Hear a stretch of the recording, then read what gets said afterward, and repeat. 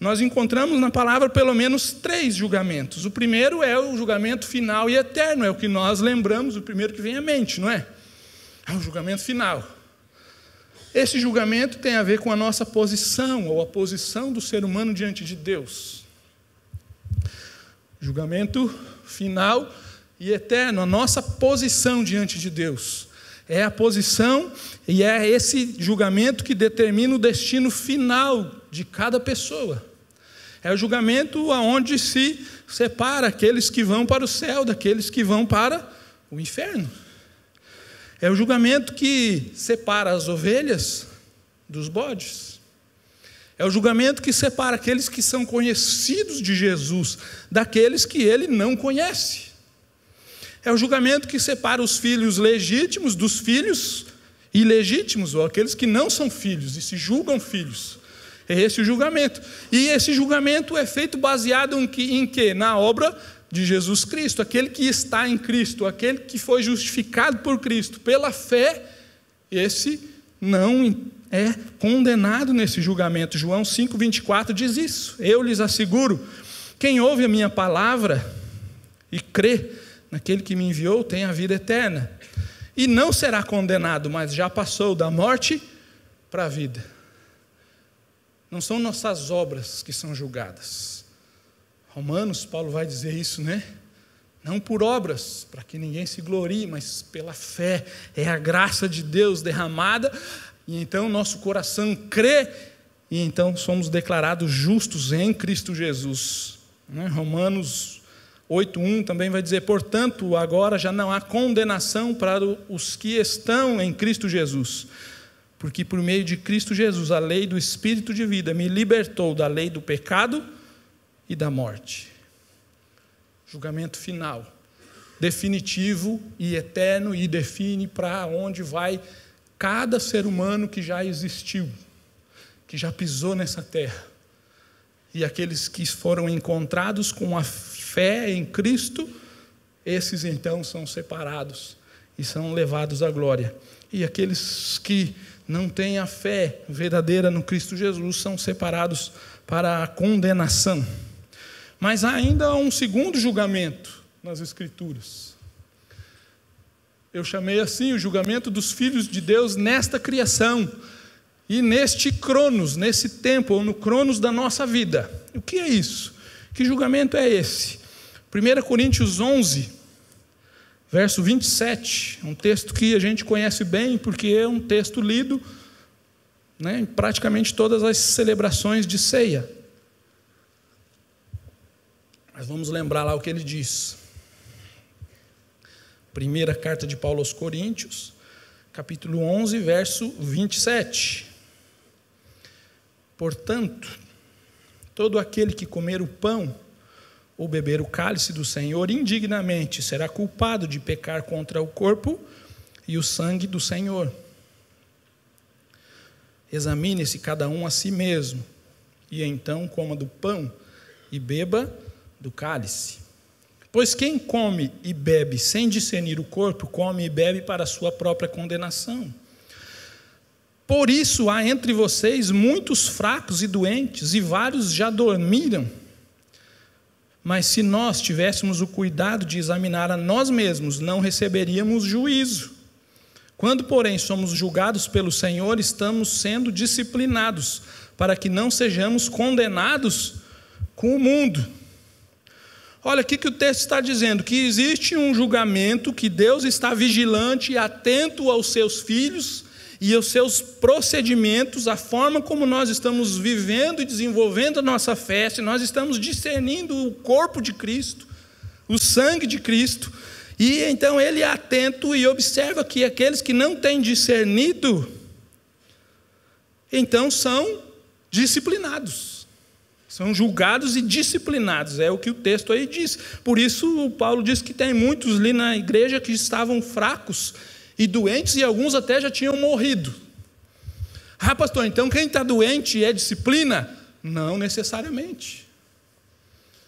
Não significa que toda doença é fruto de disciplina, mas significa que pode ser que algumas enfermidades, algumas doenças e algumas circunstâncias, pode ser sim julgamento de Deus ao Senhor. Por quê? Porque Ele quer disciplinar você, porque Ele te ama. A palavra de Deus diz em Hebreus que Ele disciplina os filhos, aqueles que Ele ama, Ele disciplina.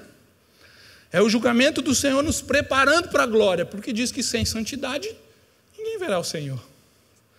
É para nos fazer despertar, então nós temos que nos examinar.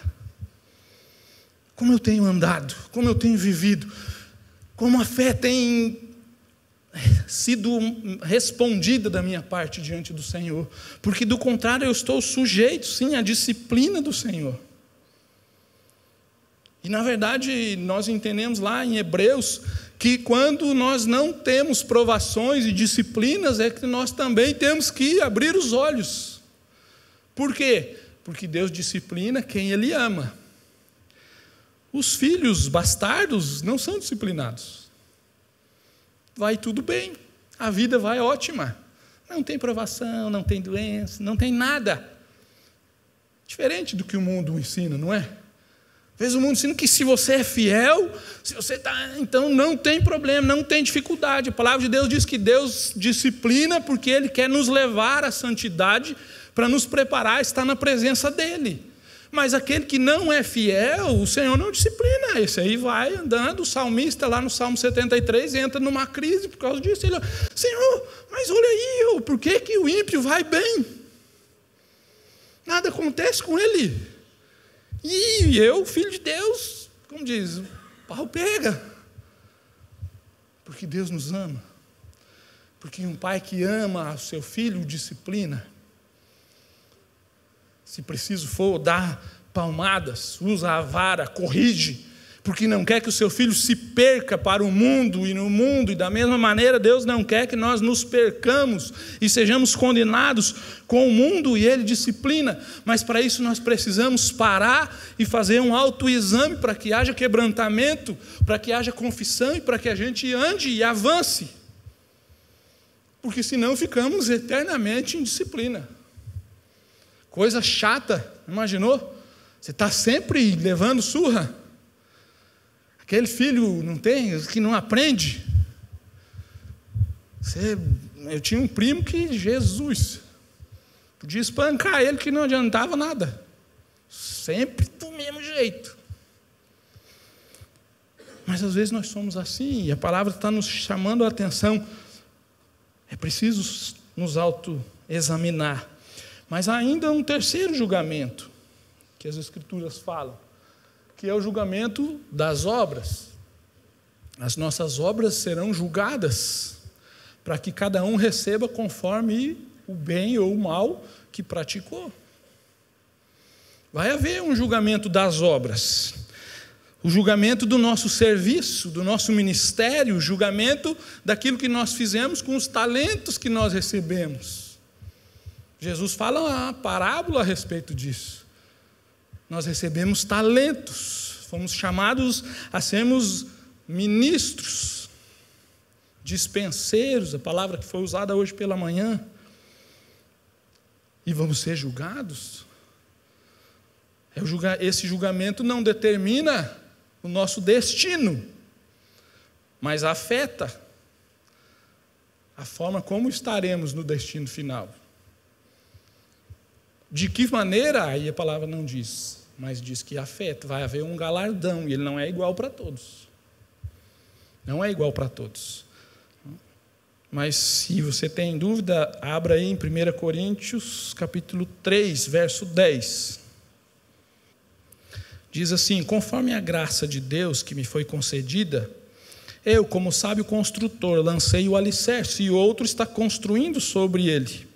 Contudo, veja cada um como constrói, porque ninguém pode colocar outro alicerce além do que já está posto, que é Jesus Cristo. O alicerce está lá, nós construímos sobre esse alicerce, não lançamos outro. 12.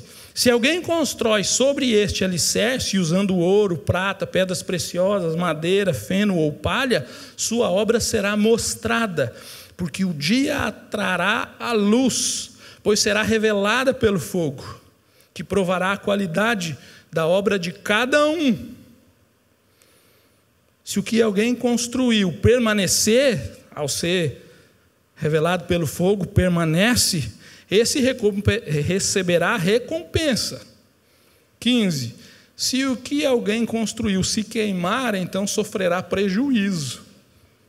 Contudo, será salvo, como alguém que escapa através do fogo. Vai ter um prejuízo, mas vai ser salvo. Passa meio torrado, assim, chamuscado, fedendo a enxofre, mas vai. Aquele que fez as coisas desleixadamente, fez por orgulho, vaidade própria, não fez alicerçado naquele que permanece em Cristo.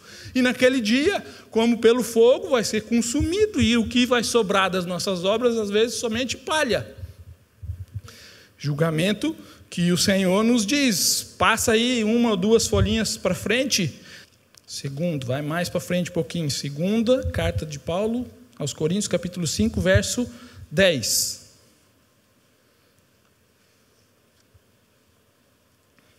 Pois todos nós devemos comparecer perante o tribunal de Cristo, para que cada um receba de acordo com as obras praticadas por meio do corpo, quer sejam boas, quer sejam más. E lá em Romanos ele também vai falar um pouquinho mais disso, mas nós vamos pular Romanos porque já ficou claro, e nós precisamos entender que vai haver também esse julgamento das nossas obras, daquilo que nós temos feito, e aquilo que nós temos feito, se temos feito sobre o alicerce que permanece, e se não temos feito, a palavra também nos diz que aquele que pega o talento e enterra será julgado, ou terá que apresentar-se diante do tribunal de Cristo. E de que maneira nós temos feito as nossas obras, ou se é que temos feito?